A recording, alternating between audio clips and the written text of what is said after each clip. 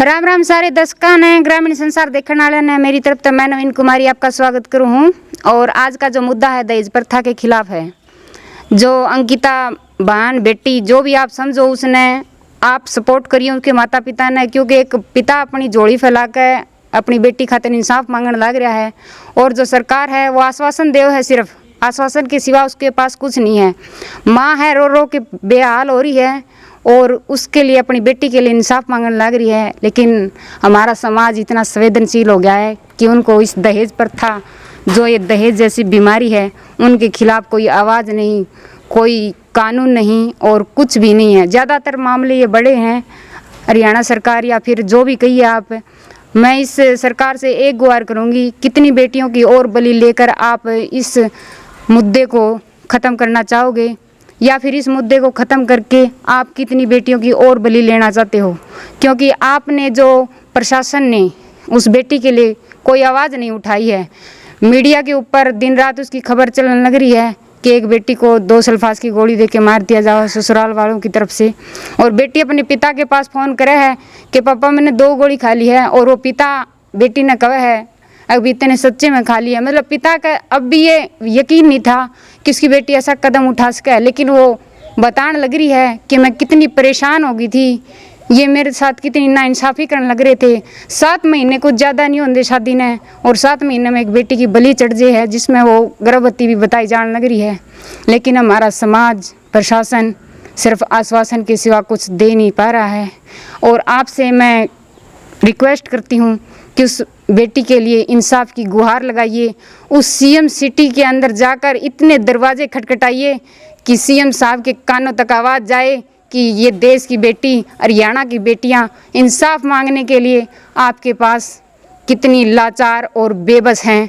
हर माँ इतनी बेबस नज़र नहीं आनी चाहिए कि उसकी बेटी को मार दिया जाए और वो रो रो के कहे मुझे इंसाफ चाहिए, इंसाफ चाहिए, और पिता कहे कि मेरी बेटी का दोष क्या था।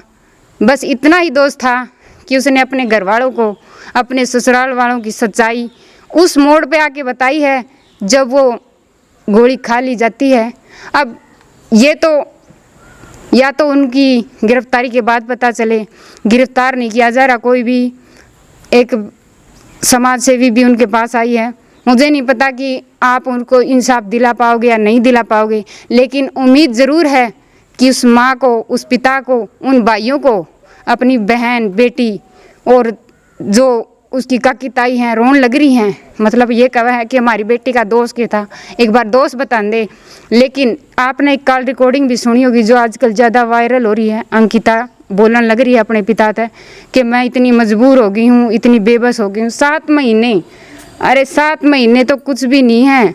9 महीने में तो एक बेटी पैदा हुआ है और फिर उसको 22-23 साल पालन में लगा है, शादी पर खर्चे करे हैं कि मेरी बेटी सुखी रहे, सिर्फ इतना चाह है और कुछ नहीं चाहते। लेकिन ये जो दहेज के लोभी हैं, ये आपकी 25 साल की जो फसल उगाई है आपने उसको 7 महीनों में बर्बाद कर दे हैं।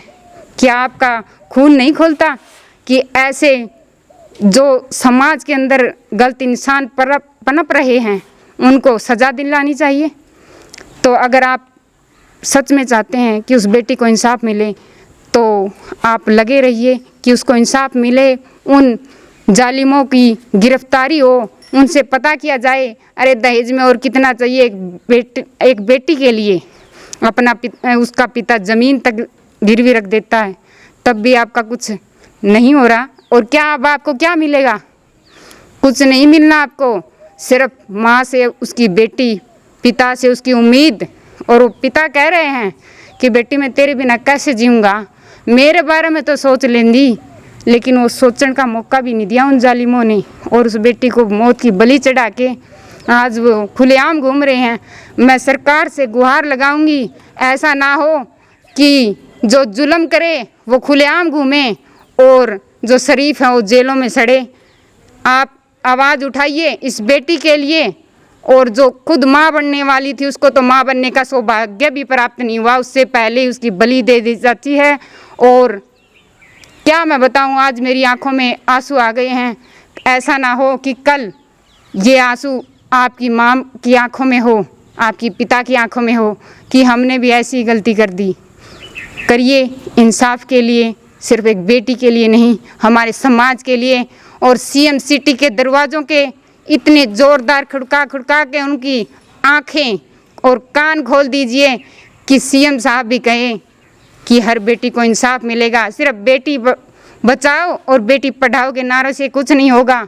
अगर आप सच में ये दिखाना चाहते हैं कि हम समाज में अपनी बेटी को जिंदा देखना चाहते हैं तो इस नारे को इतना बुलंद कर दीजिए और आवाज़ उठाइए। तो आज के लिए इतना ही।